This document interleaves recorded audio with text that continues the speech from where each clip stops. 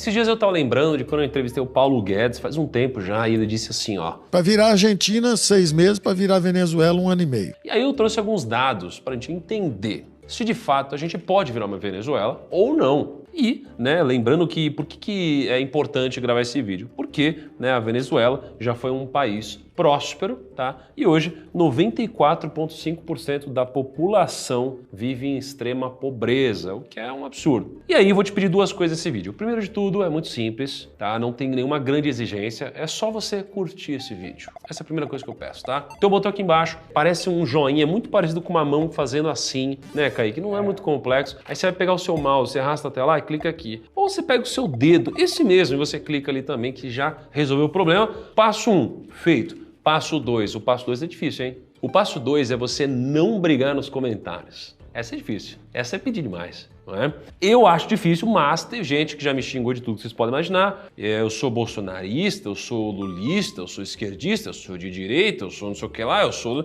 uma loucura, aí nos comentários o pau vai quebrar. Eu acho. Posso estar enganado, espero que não. Quem sabe com esse pedido vocês se compadecem e não fazem isso nos comentários, não é mesmo? Porque onde não tem educação, não tem espaço para troca de opiniões e crescimento, certo? Então vamos pro vídeo.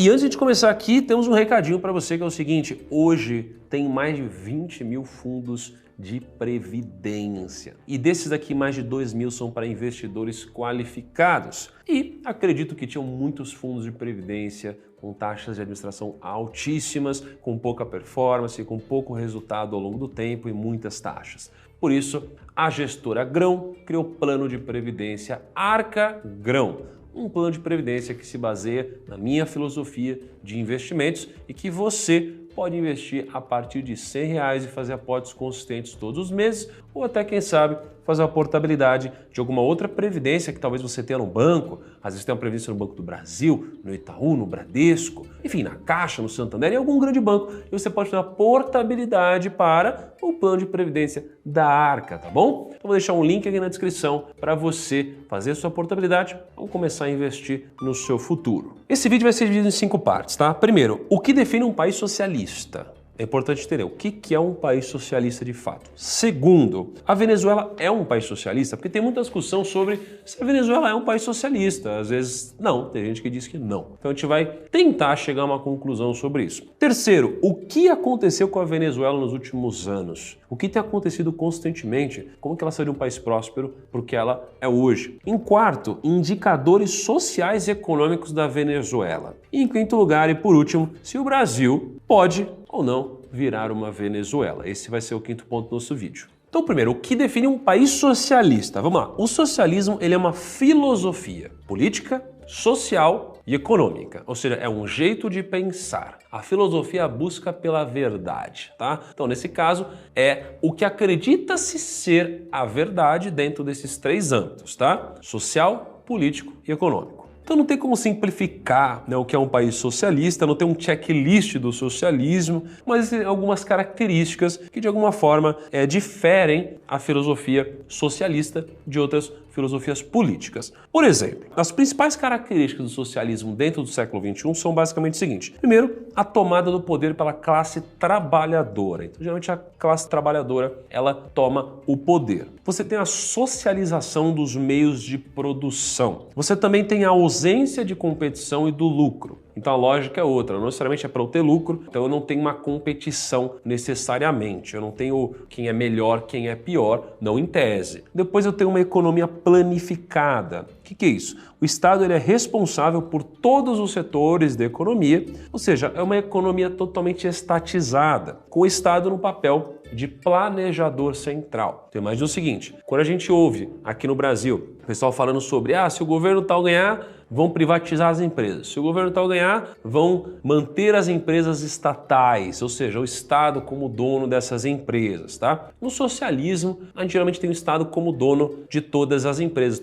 são estatais e quem define o plano é o Estado. E aí vimos para o nosso segundo ponto, que é o seguinte, a Venezuela é socialista? Essa é uma grande dúvida e você vai entender o porquê. Nos últimos 23 anos, a Venezuela foi governada por governos de esquerda. Primeiro, Hugo Chávez, né, de 1999 a 2013, governou por 14 anos. Depois, ele morreu em 2013, foi vítima de um câncer. E o Nicolás Maduro, né, de 2013 até, e aqui vai depender, porque se você perguntar para a população da Venezuela, você vai ter respostas diferentes sobre quem é o presidente. Para alguns, o Maduro ele governou até 2018, para outros ele governou até 2022. Dito isso, vamos separar aqui em duas partes os fatos do que aconteceu de fato na Venezuela. Primeiro, vamos falar sobre o governo de Hugo Chávez. Hugo Chávez ele foi tenente-coronel na Venezuela até 1998, aí ele ganhou as eleições presidenciais. Até aí, tudo bem. No primeiro ano do governo dele, em 99, ele propôs a Constituição Venezuelana de 1999. Aí ele foi aclamado pelo governo como a Constituição Bolivariana.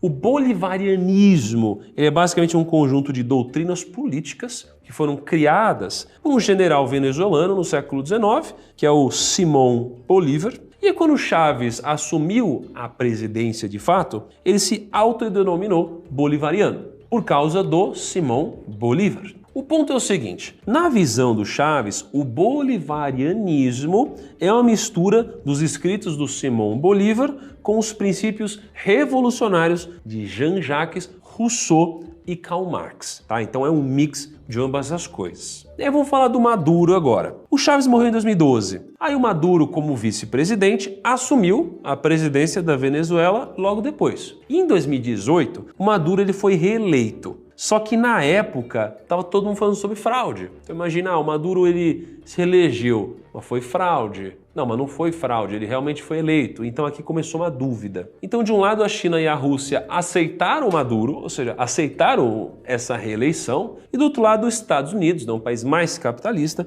apoiou o Juan Guaidó, que perdeu as eleições de 2018. Então hoje, olha que interessante, os dois são considerados presidentes da Venezuela. Então depende para quem você pergunta. O ponto é, o Nicolás Maduro se considera o primeiro presidente chavista da América Latina, ou seja, seguindo os ideais do seu antecessor Hugo Chávez. E aí tem gente que acha que não, quem é o presidente é o outro. Então fica essa loucura aí, ninguém sabe quem é o quê. Resumindo aqui a pergunta de se a Venezuela é um país socialista. A Venezuela é um governo socialista, só que com interpretações do Chávez e do Maduro. Inclusive, o partido do Nicolás Maduro é o Partido Socialista Unido da Venezuela. E eles diziam que queriam implantar o socialismo do século XXI. Então, acho que dá para dizer que eles são socialistas, certo? Então, respondida aqui a segunda pergunta. E vamos para a terceira parte do vídeo. O que aconteceu com a Venezuela? Não vou pegar todos os fatos que aconteceram nos últimos anos, mas vou pegar talvez um dos mais importantes aqui que aconteceu em 1999 que mudou de fato a história do país. Foi a Lei Habilitante.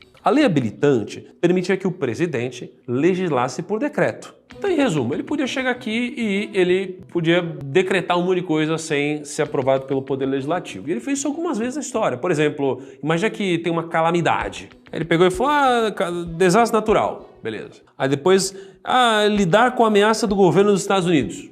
Ele foi lá e falou sobre isso. E depois, a implantação do chamado socialismo do século XXI.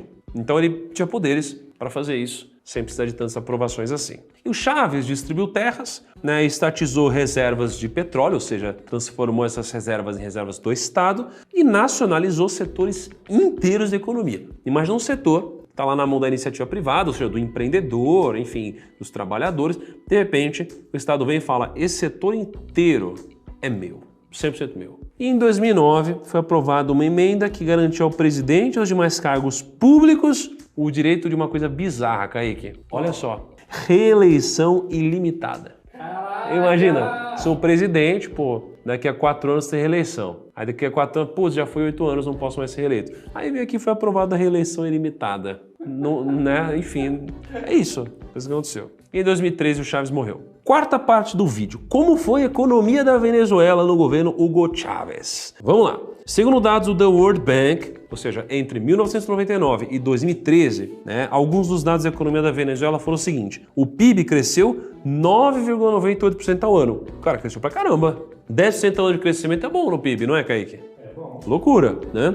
Então, olha só, em 1999 o PIB era de 97,9 bilhões de dólares e em 2013, 371 bilhões. O PIB per capita cresceu 8,21%. Então o PIB per capita em 99 era de 4.127 dólares, em 2013, 12.457 dólares. Índice de pobreza, que mede basicamente a porcentagem da população vivendo abaixo da linha da pobreza.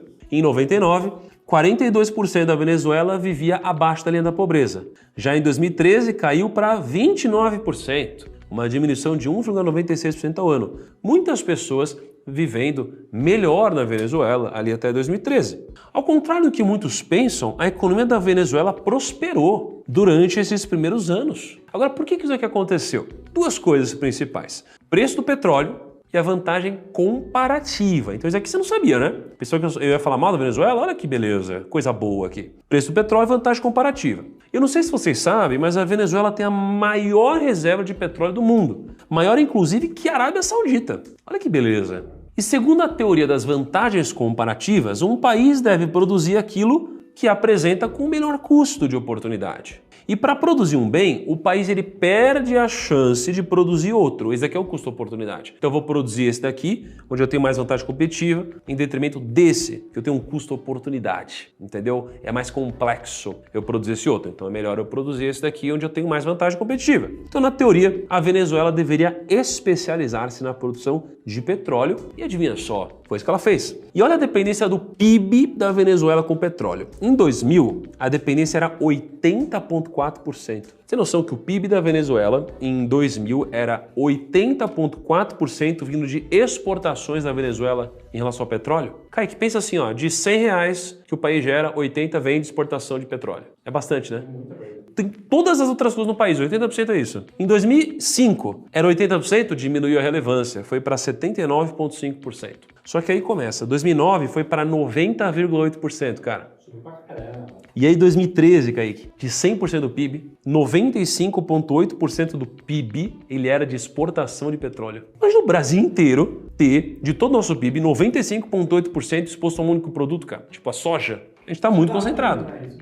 Risco da ruína. E o que acontece? Durante o governo de Hugo Chávez, o preço do barril de petróleo ele explodiu. Ele saiu de 15 dólares o barril para mais de 100 dólares em 2008. Ele foi de 15 para 100 dólares. Então imagina se a economia depende de um único produto. E aí esse produto ele sobe de 15 dólares para 100 dólares em 2008. Aí depois cai um pouquinho para 90 dólares em 2013. Caraca! Ou seja, é como se tivesse acertado a ação que mais subiu na bolsa e todo o seu capital tivesse nisso. É tipo isso. Porque ou vai dar certo ou vai dar muito errado. E o que aconteceu foi que em 2013 assumiu Maduro e nos anos seguintes o preço do petróleo começou a cair. E quando começa a cair, a casa começa a cair também, não é mesmo? Então o preço do petróleo foi caindo, ó. Caiu lá 2014, né? Tava 107, aí 2015 48, 2016 30, 2016 46, tá? E aí, meu amigo? Aí quando o seu PIB está totalmente dependente de um único produto que está caindo o preço, aí a casa começa a cair. E aí a Venezuela começou a enfrentar um problema atrás do outro. A Venezuela é um país que é abençoado com riquezas naturais, ela passou por uma grave crise do petróleo ali em 2013, 2014,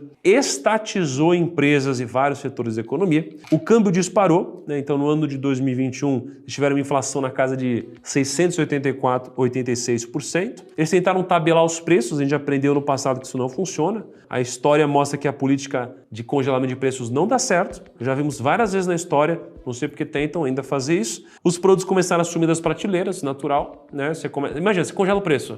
Aí eu pego e falo, uai, tô gastando mais para produzir do que para vender? Eu não vou vender. Aí eu tiro o produto da prateleira, não tem mais para comprar, tem gente que passa fome, tem gente que morre de fome, aí começa a loucura, né? Então os produtos começaram a sumir das prateleiras. Peso médio, isso é uma loucura. O peso médio de 64% dos venezuelanos caiu 11 quilos em 2017. As pessoas ficaram mais magras, 11 quilos. Olha só. Hoje, segundo dados da ONU, 94% da população se encontra em extrema pobreza. O país encerrou 2016 como o segundo mais violento do mundo, com 3 vezes mais homicídios do que o Brasil, proporcionalmente, né? E naquele ano o Brasil teve cerca de 30 homicídios a cada 100 mil habitantes, enquanto nosso vizinho teve 91,8. Segundo a ONU, o número de refugiados fugindo da Venezuela é similar ao da guerra na Ucrânia e é considerado um dos países mais corruptos do mundo, segundo dados do Corruption Perception Index 2021 dos 180 países do estudo. E a Venezuela é o 177º, ou seja, de 180 países, ele é o 177, atrás só da Somália, Síria e Sudão do Sul.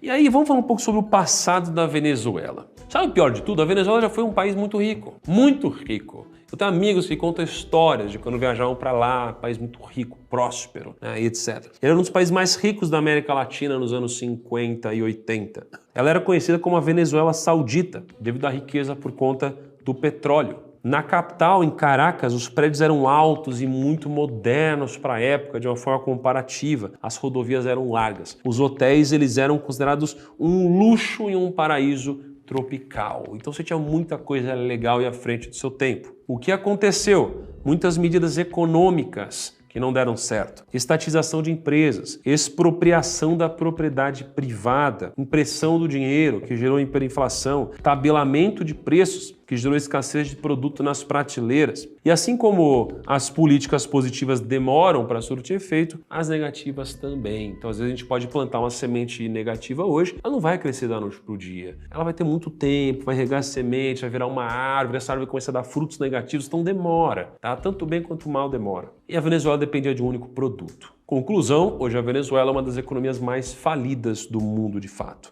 O que é triste, tá? Eu não tô falando isso daqui feliz ou curtindo ou comemorando isso, não. É ruim. A desgraça alheia é triste. É ruim. É sempre ruim ver alguém triste, alguém sofrendo. Só para deixar muito claro isso daqui. E aí vamos ver alguns indicadores interessantes aqui, ó. Econômicos, tá? PIB 2020, 46 bilhões de dólares. Saindo de um PIB de 484 bilhões de dólares em 2014. Caiu tudo isso. PIB per capita, 1.700 dólares hoje. Em 2020 foi o segundo menor PIB per capita da América Latina, atrás só do Haiti. Inflação 2021, 686%. Salário mínimo, 7 mil bolívares, que equivalem a... Chuta, Kaique. Quanto que é o salário mínimo por lá? Em dólar? Em dólar. 200 dólares. Quase, pouco menos. 150 dólares. Menos. Menos? 110? Menos. 25? Pouco menos. 50 cents. Mais. 2 dólares. 2 dólares e 50. Caraca! Esse é o salário mínimo na Venezuela. 2 dólares e 50. Desemprego. 8 milhões de pessoas estão desempregadas, que é cerca de 29% da população, enquanto no Brasil a gente tem 14,4 milhões de desempregados, mais ou menos 6,7% da população. Pobreza. Cerca de 94,5% da população vive na pobreza, 76,6% estão abaixo da linha da pobreza extrema, que é absurdo, tá? Aí você pega o Gini Index. O que é o Gini Index? É um índice de desigualdade, digamos assim. Quanto menor esse índice, significa que o país ele é menos desigual. Ou seja, se ele é menos desigual, ele é mais igual. Anota aí, o problema não é a desigualdade, o problema é a pobreza. Por quê? Porque a Venezuela tem um índice de Gini de 0,37. Aí você pega o Brasil, tem um índice de 0,53. Você pega o Chile, 0,44. Pega o Uruguai, 0,39. Paraguai, 0,46 e o Haiti, 0,41. Em qual país aqui você gostaria de morar? Com certeza não é a Venezuela. Pelo menos a lógica me diz isso. Ou seja, a Venezuela ela é mais igual do que o Brasil.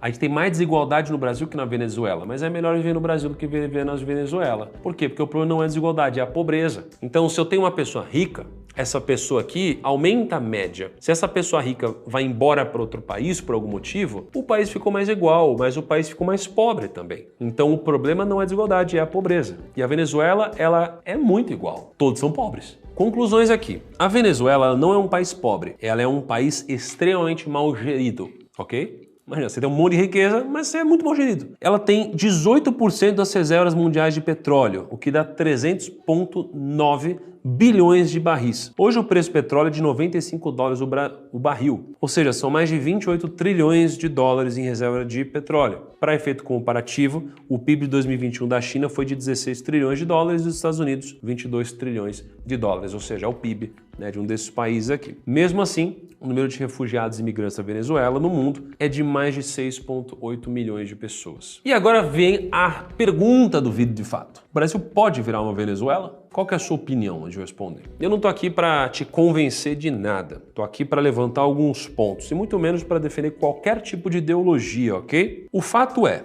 A Venezuela cresceu muito no começo dos anos 2000 até o fim do governo Chávez, mas depois que o Maduro assumiu o sistema econômico da Venezuela, né, ele se provou falho, trouxe miséria, tivemos vários problemas. Mas por que a Venezuela chegou onde chegou? Então eu trouxe 5 principais temas que levaram a Venezuela para onde ela está hoje. E o problema é que se, de alguma forma, algum país quiser repetir o feito, basta você repetir essas 5 iniciativas. Pelo menos é um indício de que isso aqui pode acontecer. Primeiro de tudo, estatização em massa de empresas e setores de economia. 3 em cada 4 estatais foram criadas, expropriadas ou confiscadas durante os governos de Hugo Chávez e Nicolás Maduro, tá? Então, estatização em massa de empresas e setores complexos da economia foi uma das coisas que a Venezuela fez. Então, se você quer saber se o Brasil pode virar uma Venezuela, é só a gente reparar nisso e ver se a gente está fazendo isso ou não. Ao que me parece, não estamos fazendo isso, mas temos que ficar atentos. Segundo, expropriação da propriedade privada. O Maduro, inclusive, já obrigou proprietários a venderem imóveis para os seus inquilinos. Quem não vendesse dentro do prazo para os seus inquilinos, mandado pelo Estado, né, levaria uma multa de $40 mil, que pode ser dobrada caso ela não seja paga em 5 dias. Expropriação da propriedade privada, que é um direito nosso. Terceiro, controle de preços. A gente já tentou fazer isso, inclusive no Brasil no passado, ainda bem que não fazemos isso novamente hoje, né? Por mais que tenhamos tido ali um certo flerte durante a pandemia, né, com algumas coisas. Mas isso aconteceu diversas vezes com tentativas de tabelamento de preço que só faziam os produtos saírem das prateleiras dos supermercados. Tabelamento de preço também traz pobreza.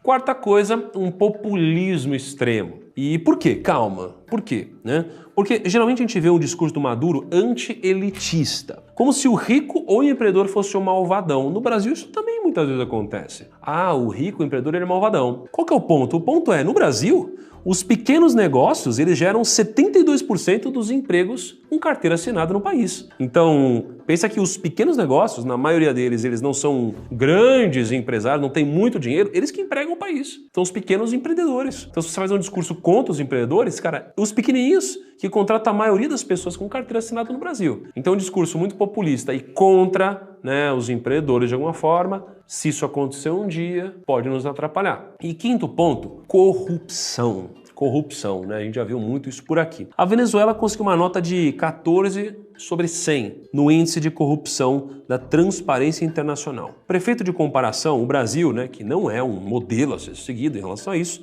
tirou nota 38. Tá, então a Venezuela está realmente muito atrás do Brasil e a gente que não é um modelo está em 38, ou seja, é muito corrupto lá pela Venezuela. Então, independente do fato de o Lula ser o próximo presidente do país, né, a verdade é que qualquer país pode virar uma Venezuela. Qualquer, até os Estados Unidos. Basta você tomar medidas econômicas erradas, mas isso não acontece da noite para o dia, beleza? Depois, a estrutura brasileira, né, jurídica, ela é diferente da estrutura da Venezuela, tá? Então, os presidentes têm poderes e têm limitações muito diferentes. Aqui no Brasil, formalmente, quem manda é o Congresso, e que é basicamente o poder legislativo, digamos assim, né, que dá a última palavra. Então, existem muitas camadas aqui de segurança. Depois, a gente já teve 2 governos do Lula e o Brasil cresceu nos 2 governos. É claro que dá pra gente explicar o passado, né, por uma questão de commodities que subiram muito e comparativamente a gente poderia ter crescido mais, etc. Mas a realidade é que a gente cresceu nos 2 governos do Lula, ok? Isso aconteceu. Depois, né, assim, a gente não sabe como serão os próximos anos do governo, mas cabe a nós entender que quem estiver lá vai ser um representante do povo. Não importa se você votou nele ou não, ele está representando o povo, a maioria. É assim que funciona. Você está trabalhando numa empresa, você gosta ou não gosta, a pessoa está te representando, está te liderando de alguma forma, vai tomar decisões que vão te impactar. Você não precisa ter votado na pessoa para ela estar lá, tá bom? É o coletivo. Então a gente deve cobrar quem estiver lá e não